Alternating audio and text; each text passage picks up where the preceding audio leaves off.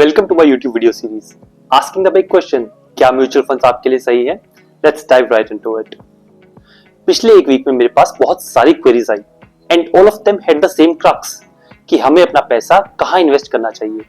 Let's try answering most of them here today. अब अगर आप इन्वेस्टमेंट स्टार्ट करना चाहते हैं तो दो केसेस हो सकते हैं। या तो आपके पास एक लमसम अमाउंट है या आप हर मंथ थोड़ा थोड़ा इन्वेस्ट करना चाहते हैं।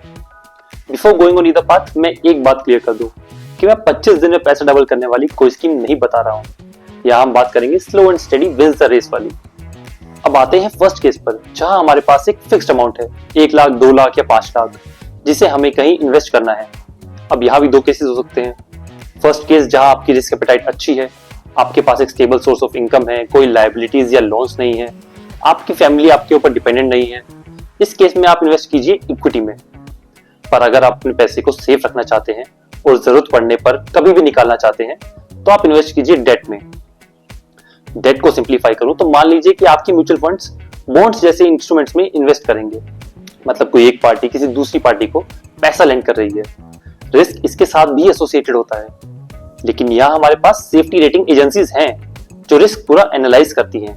तो क्योंकि आपको अपना पैसा सेफ रखना है और एफडी से अच्छा इंटरेस्ट भी चाहिए, तो आप चूज कर सकते हैं गवर्नमेंट सिक्योरिटी फंड्स। तो अब दूसरे केस की बात करें, जहां आपको हर महीने थोड़ा थोड़ा पैसा इन्वेस्ट करना है, तो आती हैं आपके पास चॉइसेस।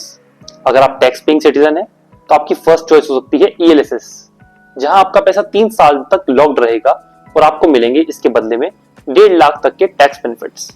अगर ईएलएसएस में डाल दिया और नेक्स्ट आपको सेफ्टी देखनी है तो आप चूज कर सकते हैं लार्ज कैप फंड्स।